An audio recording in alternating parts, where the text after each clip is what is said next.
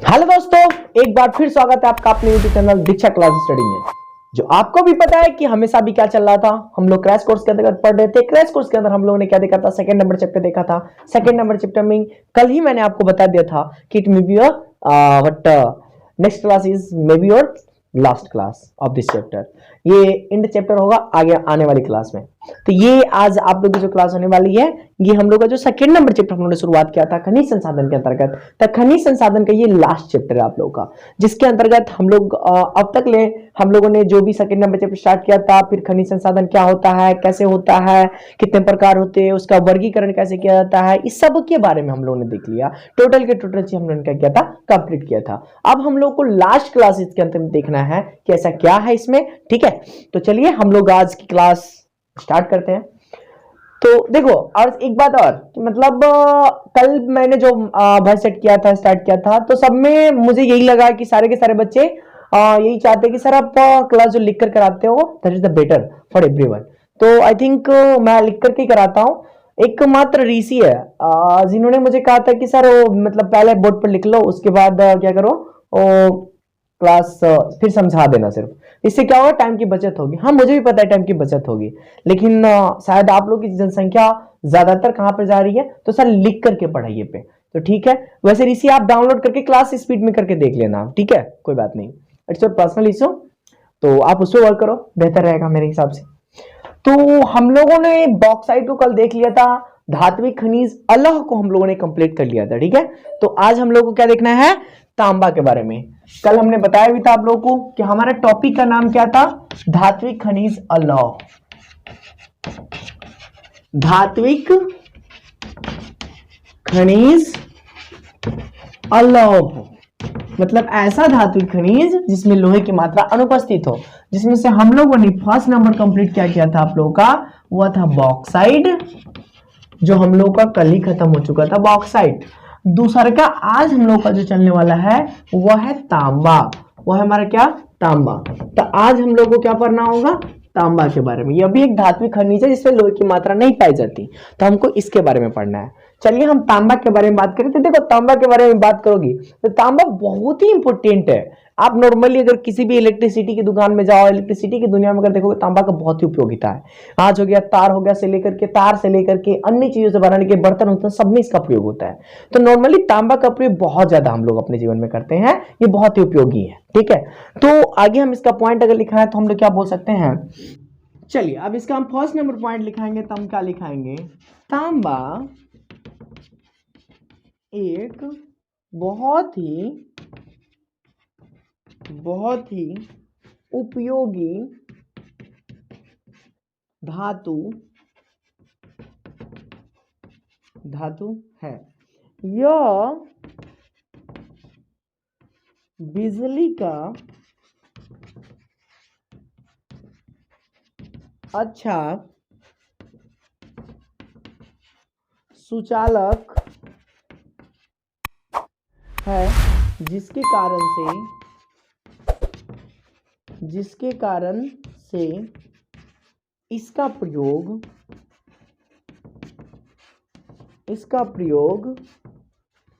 बिजली उपकरणों में ज्यादा किया जाता है। बिजली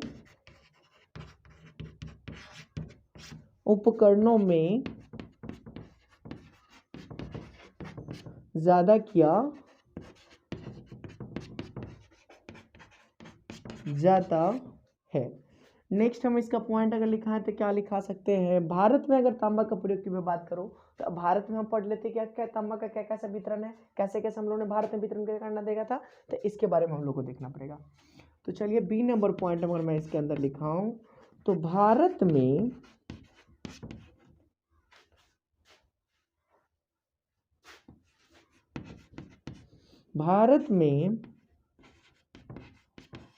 तांबे का कुल भंडार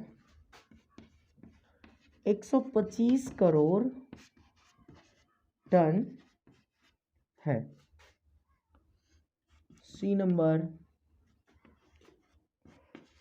हिंदुस्तान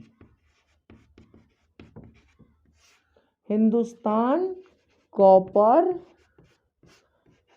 लिमिटेड,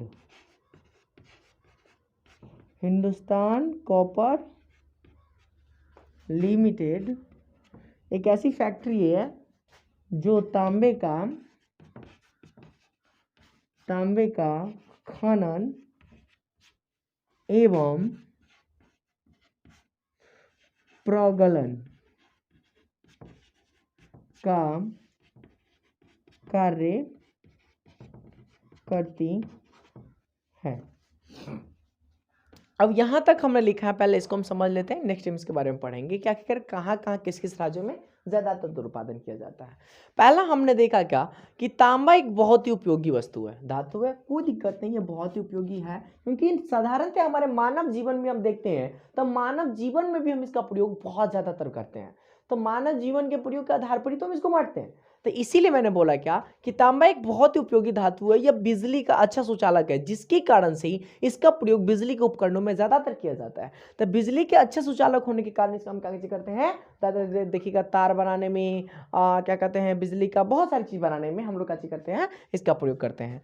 अगला मैंने क्या लिखा कि भारत में तांबे का कुल भंडार कितना है, 125 करोड़। यही तो एक दुखद बात है कि इतना ही उपयोगी होने के बावजूद भी यह मात्र इतना ही पाया जा रहा है हमारे पास, ठीक है, इतना इससे ज्यादा नहीं पाया जा रहा। तो ये प्रॉब्लम है हमारे पास कि भारत में तांबे के कुल भंडार 125 करोड़ टन है। हिंदुस्तान कॉपर लिमिटेड तांबे का खनन एवं प्रगलन का कार्य करती है। तो भारत में एकमात्र ऐसी संस्थान जो सबसे ज्यादा मात्रा में हिंदुस्तान का प्रगलन मतलब क्या करती है, तांबे के खनन एवं प्रगलन का जिम्मा किसको दिया गया भारत में, तो हिंदुस्तान कॉपर लिमिटेड को दिया गया है। यही सारा का सारा देख रेख करती है कि कितना तांबा निकला, कहां तक कैसे करना है, क्या क्या चीज का करना है, ये सब चीज का देख रेख भारत में कौन करता है, हिंदुस्तान कॉपर लिमिटेड करता है। अब हम लोग देख लेते हैं भारत में तांबा का वितरण देख लेते हैं।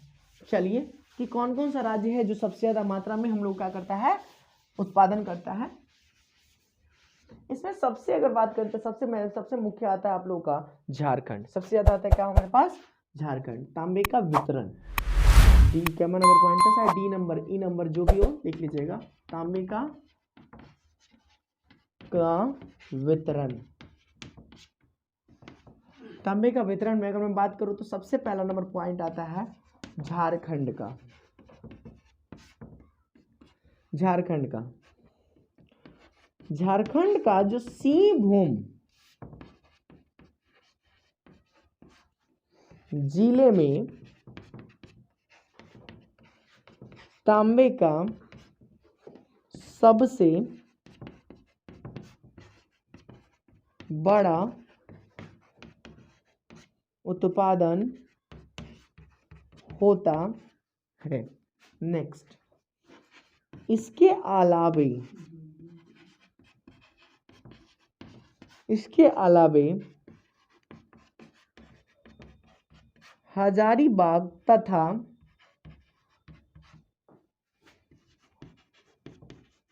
पलामू जिले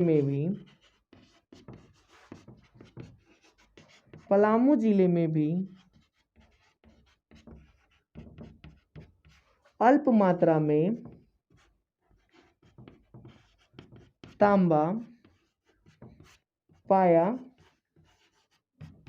जाता है। मैंने झारखंड के बारे में लिखा कि झारखंड में एक जगह है जिसका नाम क्या है, सिंहभूम। ये सिंहभूम जो जिला है उसमें तांबे का सबसे ज्यादा बड़ा मतलब उत्पादक राज्य उत्पादक क्षेत्र हमारे पास। उसके बाद तो हमारे पास हजारीबाग हो गया तब, चाहे पलामू हो गया तब, ये भी हमारे पास सबसे ज्यादा मात्रा में का उत्पादन करके देते हैं हम लोग को, तांबा का उत्पादन करके। तांबा का खनन यहाँ पर सबसे ज्यादा मात्रा में होता है। नेक्स्ट अगर मैं बात करूं तो अगला आ जाता है राजस्थान। अगला कौन सा आ जाता है, राजस्थान। तो चलिए हम राजस्थान के बारे में देख लेते हैं। दूसरा नंबर पे हमारा आता है भारत में कौन सा, वो है राजस्थान। राजस्थान के बारे में बात करता हूं तो राजस्थान का खेतरी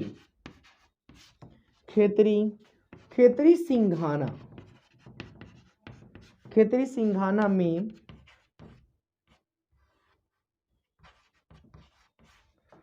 तांबे का विस्तृत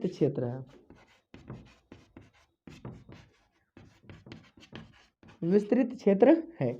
और तीसरा में चौथा की मैं बात करूं, तीसरा नंबर पे मैं बात करूं तो तीसरा में आ जाता है मध्य प्रदेश। मध्य प्रदेश में क्या हो गया, पहला नंबर में हमारे पास बालाघाट में भी तांबे की खाने हैं। तो ये ऐसे ऐसे प्रमुख क्षेत्र है जो सबसे ज्यादा मात्रा में भारत में तांबा उत्पादन करके देता है। तो पहला नंबर पे हमने देखा क्या, झारखंड। दूसरा नंबर पे हमारा आ गया राजस्थान। तीसरा नंबर पे आ गया मध्य प्रदेश। तीसरा जो हमने देखा राजस्थान। राजस्थान में खेतरी सिंघाना एक जगह का नाम है जो सबसे ज्यादा मात्रा में आपको तांबा उत्पादन करके देता है। तीसरा है मध्य प्रदेश। मध्य प्रदेश में एक बालाघाट है जो सबसे ज्यादा मात्रा में तांबा उत्पादन करके देने की शक्ति या क्षमता रखता है। नेक्स्ट हम लोग को जो पढ़ना है, अब आ गया लास्ट टॉपिक जिसका नाम है आधात्विक खनिज। आधात्विक खनिज का बांट करके हम लोगों ने देख लिया था, लेकिन फिर भी आधात्विक खनिज के बारे में हम लोग को अब पढ़ना है विस्तृत तौर पे। चलिए हम इसका टॉपिक को डालते हैं, आधात्विक खनिज के बारे में देखते हैं। आधात्विक खनिज, चलिए हम लोग को जो अभी पढ़ना है वो पढ़ना है हम लोग को क्या, अधात्विक खनिज के बारे में पढ़ना है। तो अधात्विक खनिज के बारे में पढ़ते हैं। अब तक हमने धात्विक खनिज के बारे में देख लिया। अब हमारा नेक्स्ट टॉपिक है वो हम लोग पढ़ रहे थे धात्विक खनिज लौ और धात्विक खनिज अलौ पढ़ रहे थे। लेकिन हमारा जो अब नेक्स्ट जो टॉपिक अभी जो हम पढ़ाएंगे, जो हम पढ़ेंगे हम लोग, उसमें उसका नाम ही आधात्विक खनिज।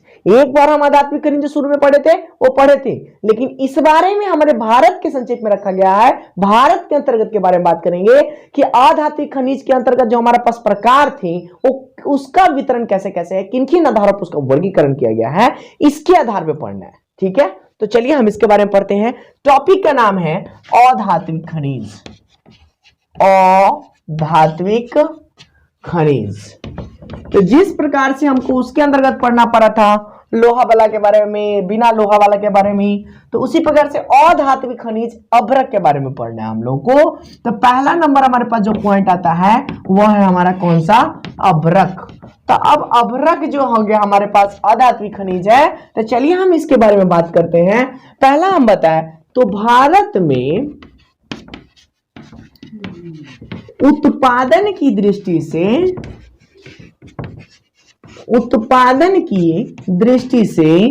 अभ्रक की 3 पेटियां है। अभ्रक कितनी पेटियां है, 3, जो बिहार,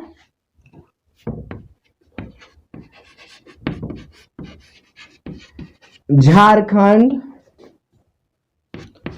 आंध्र प्रदेश तथा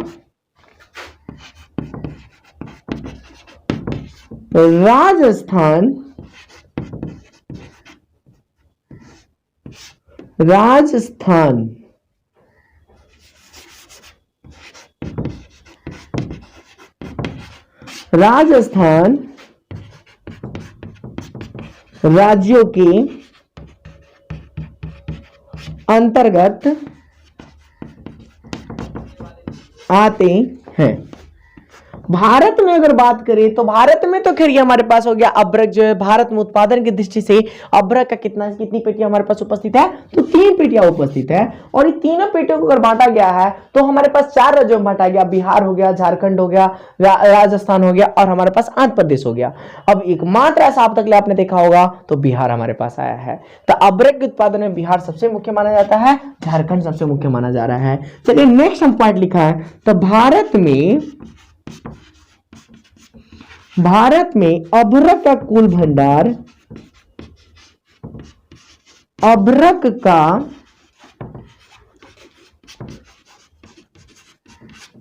कुल भंडार 56,065 टन है।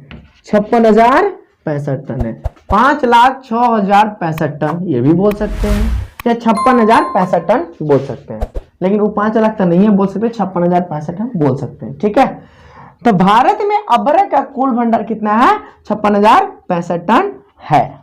ठीक है, अब हमारे पास अगला बोले तो बिहार तथा झारखंड में अभ्रक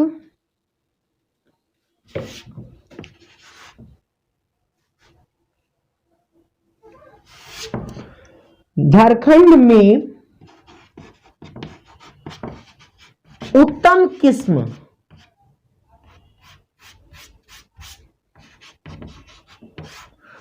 किस्म रूबी अभ्रक।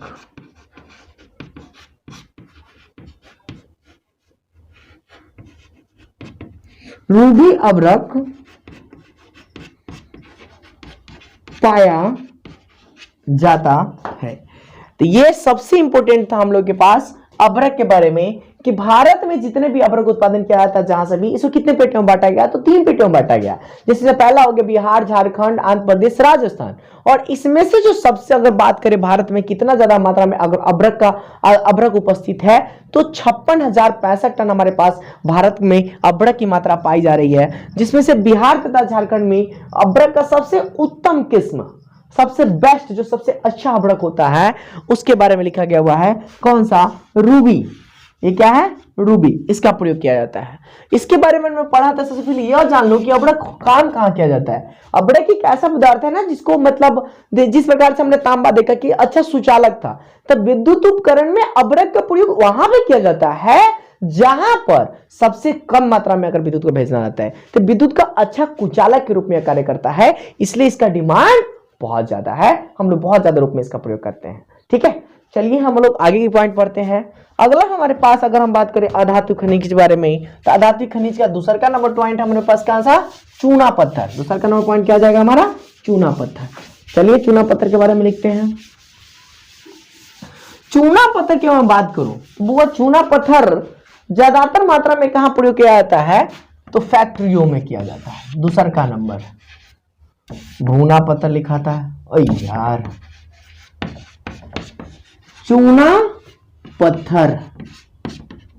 चलिए चूना पत्थर की बात करूं तो इसका सबसे ज्यादा मात्रा में प्रयोग अगर भारत में भी किया जाता है तो कहां पे, क्या चीज के रूप में किया जाता है? तो सीमेंट उद्योग में ज्यादा किया जाता है। ठीक है, तो इसके बारे में लिखते हैं।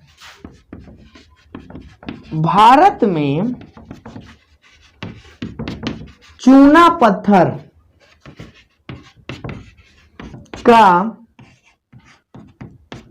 76% प्रयोग सीमेंट उद्योग में, सीमेंट उद्योग में किया जाता है। तो सर का नंबर पॉइंट में लिखा हूं 16% लौह इस्पात तथा 4% रसायन उद्योग में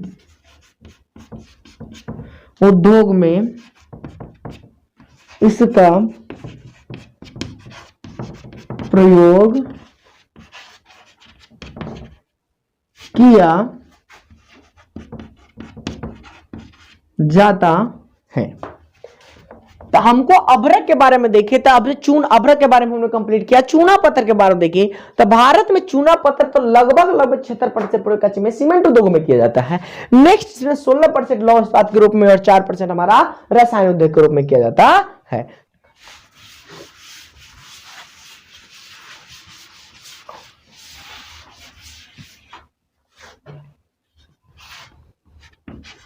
उसके बाद हम लोग देखें तो देश में 35% चूना पत्थर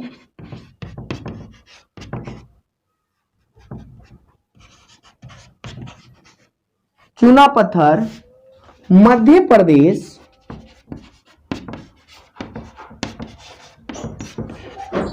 में पाया जाता है। अन्य उत्पादक राज्य, नेक्स्ट हम देखें अन्य उत्पादक राज्य में तो क्या, अन्य उत्पादक राज्य में एग्जाम्पल्स में देखूं तो क्या है हमारे पास, वह हो जाता है छत्तीसगढ़, आंध्र प्रदेश, गुजरात, राजस्थान, कर्नाटक, महाराष्ट्र, ओडिशा, बिहार,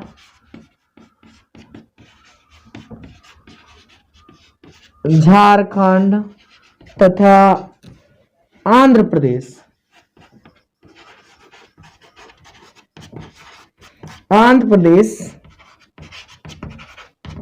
आदि है। तो हमने क्या देखा, चूना पत्थर। तो चूना पत्थर के बाद हमने जो पॉइंट लिखा था, इसका लगभग हमारे पास 76% सबसे ज्यादा कैसे प्रयोग किया जाता है आप लोग को, तो चूना पत्थर के रूप में प्रयोग किया जाता है। नेक्स्ट हमारा क्या हो गया, सॉरी क्या नाम है, सीमेंट उद्योग में किया जाता है। नेक्स्ट हमारा ये पॉइंट जो हमारा कह रहा है, देश में लगभग 35% चूना पत्थर कहां पाया जा रहा है, मध्य प्रदेश से उत्पादन किया जा रहा है, 35%। अब अन्य राज्य के उत्पादक राज्यों में छत्तीसगढ़ से भी थोड़ा है, आंध्र प्रदेश से भी थोड़ा है, गुजरात से भी थोड़ा है, राजस्थान भी सहयोग करता है, कर्नाटक भी सहयोग, महाराष्ट्र भी सहयोग करता है, ओडिशा भी सहयोग कर रहा है, बिहार भी सहयोग कर रहा है, झारखंड भी सहयोग कर रहा है। ये सब राज्य भी मिलकर के क्या करते हैं, इतना ज्यादा मात्रा में आप लोगों को क्या अब चूना पत्थर का उत्पादन करते हैं। नेक्स्ट हमारा जो अब टॉपिक है वो है खनिजों का आर्थिक महत्व।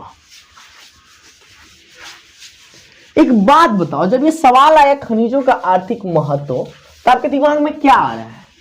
सबसे पहला बात, आखिरकार खनिजों का आर्थिक महत्व जब वर्ड आया आपके सामने तो क्या मन में आ रहा है?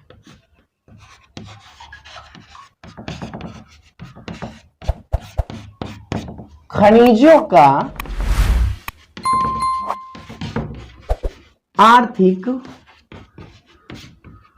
महत्व, कहने का मतलब खनिजों का पैसे से लेने संबंधी में कितना महत्व है, इसके बारे में डिस्कस करना है। तो चलिए इसके बारे में देखते हैं। देखो, खनिज जो है, अगर खनिज ना हो तो कोई भी देश विकास कर सकता है? नहीं कर सकता। प्राकृतिक संसाधन का सबसे मस्त उपयोग यही हमारे पास। और सबसे बड़ी दुख बड़ी बात यह है कि एक बार अगर हम किसी खनिज का प्रयोग कर लेते हैं तो संभवतः वो खनिज क्या हो जाता है, खत्म हो जाता है, दोबारा प्रयोग करने के लायक नहीं बचता, जिसके कारण से हम उसका उपयोग नहीं कर पाते। तो इस प्रकार से हम अगर प्रयोग करें तो ये प्रॉब्लम्स हो जाते हैं। ठीक है, तो ये सब है। अब हम लोग को जो करना है इसके बारे में हम लोग देखते हैं। इसके कुछ पॉइंट्स है, लिख लेते हैं। खनिजों के अभाव में देश के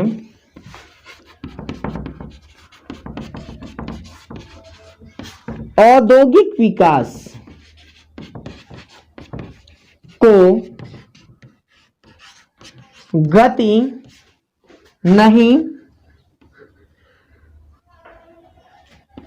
दी जा सकती है, जिसके कारण से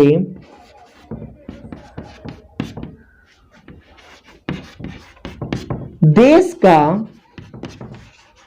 आर्थिक विकास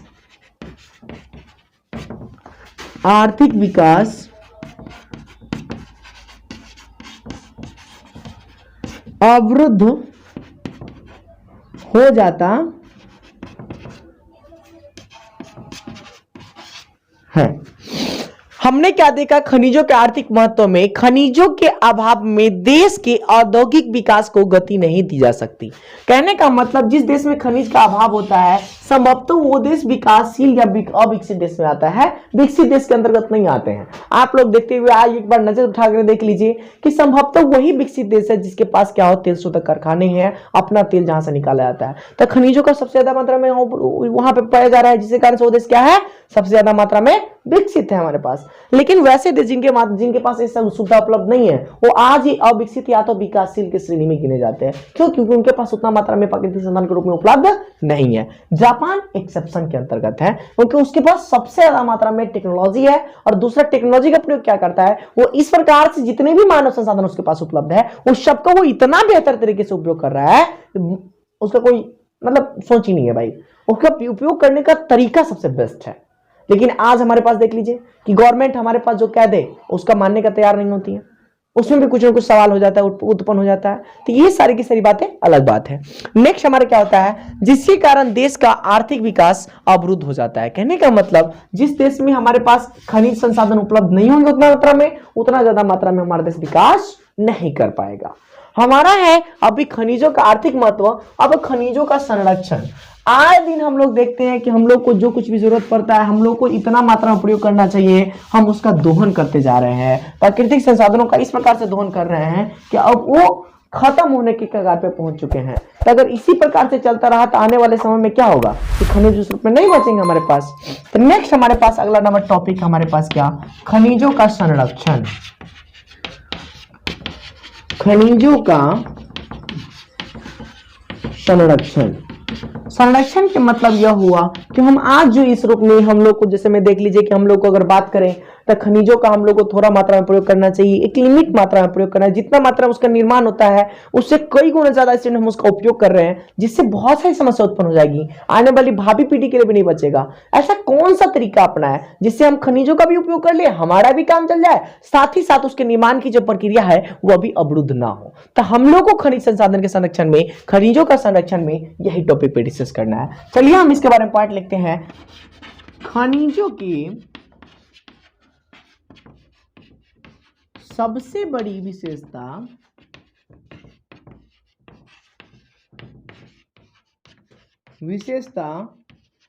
यह है कि इसका प्रयोग एक बार करने पर इसका उपयोग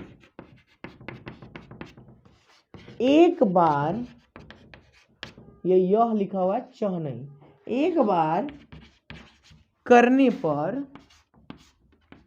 वे समाप्त हो जाते हैं। नेक्स्ट पॉइंट मैं लिखूं तो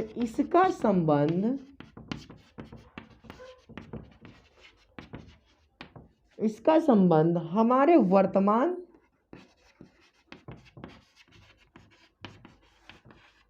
तथा भविष्य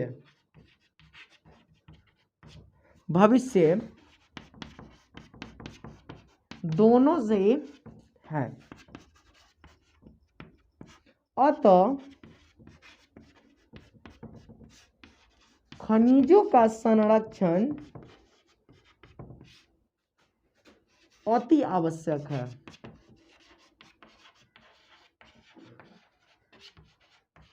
अतः खनिजों का संरक्षण अति आवश्यक है। अब उपाय की बात करें तो उपाय में हम क्या लिख सकते हैं, इसके लिए हमें खनिजों की निरंतर दोहन पर रोक लगानी चाहिए।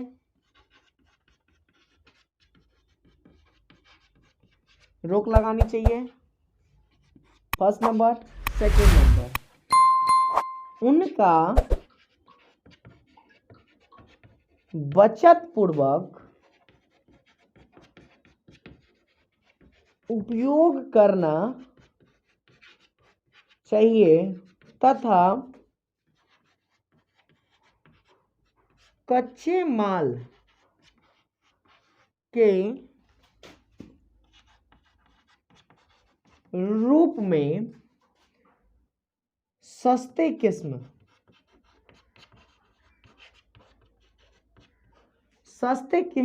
की खोज करनी चाहिए।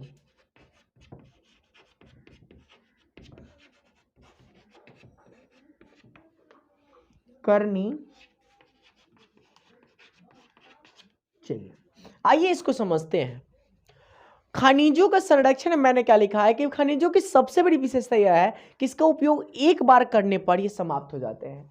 दूसरा, इसका संबंध हमारे वर्तमान तथा भविष्य दोनों से है। कहने का मतलब आज हम अगर संसाधन का पूर्ण रूपेण प्रयोग कर ले रहे हैं तो दिक्कत यह हो जाएगी कि आने वाली पीढ़ी को संसाधन नहीं मिलेगा। कहने का मतलब क्या, मनुष्य के उपभोग के लिए वो संसाधन नहीं बचेगा। नॉर्मली अगर मैं एक बात करूं, मैंने जल की निर्माण बताया था आप लोगों को, पेट्रोल की बात करूं तो पेट्रोल की इतना ज्यादा मात्रा में आप लोग को प्रयोग कर रहे हैं, हम लोग को बस दोहन का रूप ले चुका है हुआ। हम लोग को इस रूप में प्रयोग करना चाहिए उसका कि जितना मात्रा में उसका निर्माण हो रहा है उससे कम मात्रा में उसका उपयोग करें, तो इस रूप में हमको करना चाहिए। तो अतः खनिजों का संरक्षण अति आवश्यक है। तो उपाय में मैंने क्या बताया कि आखिर ऐसा कौन सा तरीका है जिससे हम खनिजों का संरक्षण कर सकते हैं।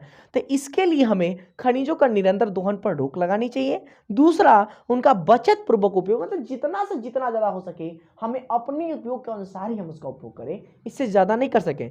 तो बचत पूर्वक उपयोग करना चाहिए तथा कच्चे माल के रूप में सस्ते किस्म की खोज करनी चाहिए। कहने का मतलब और भी ज्यादा हमारे पास टेक्नोलॉजी उपलब्ध है तो हम उसकी खोज करें कि इससे भी ज्यादा कोई सस्ता चीज और हो सकता है, सस्ता करो उसको, उसके जगह पर हम प्रयोग कर सकते हैं, तो उन चीजों का प्रयोग कर करके काम चलाना चाहिए। तो ये थी हमारी लास्ट चैप्टर, मतलब इस चैप्टर का लास्ट क्लास थी। तो आज के लिए इतना ही। Thank you so much for being with me. Keep smiling and give smiling. Bye. जय हिंद, जय भारत। Thank you. कितना बढ़िया।